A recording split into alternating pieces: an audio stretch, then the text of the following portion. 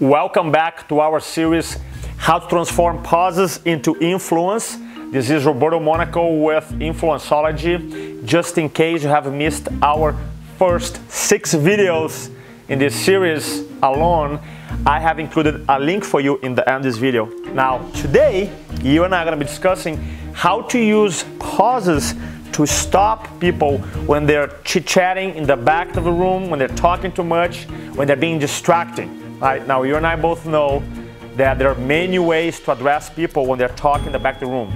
Now, because you're doing, quote-unquote, a series here on how to use pauses effectively, then I want to talk about pauses, how to use the pauses to stop people from, quote-unquote, stealing your presentation and disturbing you and the other members of the presentation. Now, usually, when you're excited and you're speaking and people start talking and chatting in the back of the room, how do I address the situation?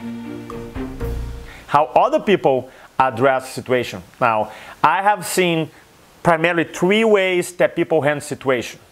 One way that I have seen people handle the situation is that when they notice that some people in the back of the room talking and chatting, they try to speak louder and faster. That's not a very effective way, because now the audience gets in the middle of it, and there's the noise in the back of the room and noise in the front of the room, and you get nervous. That is not a very good idea to handle the situation. I personally don't use that strategy. The second strategy that I've seen presenters use is this one. When they're speaking and then they notice there's some people in the back of the room chatting, they go, excuse me, you have something to share with the group.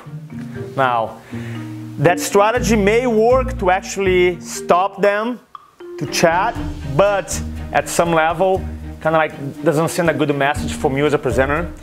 Because other people now like, this person's kind of like rough, kind of like, I don't know about this person. Because now you're trying to intimidate the people who are in the back of the room chatting, and now the audience member may be intimidated, or if they feel like you didn't handle the situation properly, they may feel now intimidated and they don't want to share with you during the talk. So I personally don't like to use the strategy as well. The third strategy that I've seen presenters do is this one.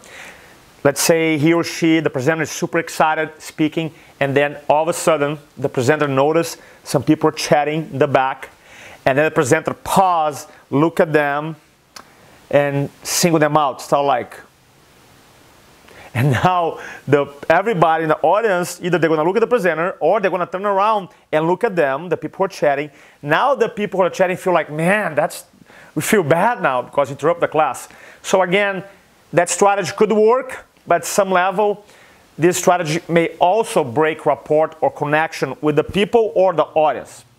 So Roberto, what's the best way to handle the situation? Now, here's one of the techniques that I use using pause effectively. Let's say I'm speaking, and then all of a sudden, there's people in the back of the room chatting, and then let's say my sentence is, this is going to be an amazing strategy. Step number 1, I literally stop in the middle of a word because I want to use this pattern interrupt. I say something like, there's going to be an amazing strat. And that alone is kind of awkward because I stop not only in the end of the phrase, I stop in the middle of the word. It's kind of people like, strat. Number 1. Number 2, I pause. And I pause and I just hold it. I pause it. And now, step number 3, I break eye contact. So I don't look at them specifically. I'm not looking at the people who are chatting. I just look down the floor. I look at my computer. I look at the ceiling.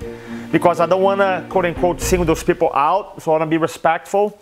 And then I walk around the room, and usually that strategy works. So step number 1, let's say I'm talking, I literally stop in the middle of a word to accentuate, to break the pattern. Number 2, I pause.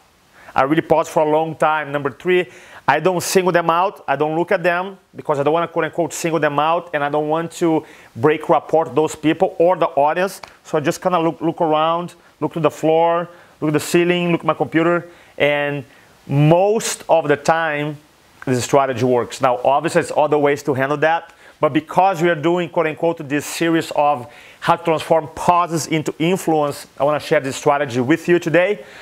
Now, if you want to learn more how to use presentations, public speaking, influence to grow your business, to have more fun, then just go to www.influenceology.com, www.influenceology.com. And if you're watching this video on YouTube, just subscribe to our channel so you don't miss our next series. I'll talk to you soon. Bye-bye.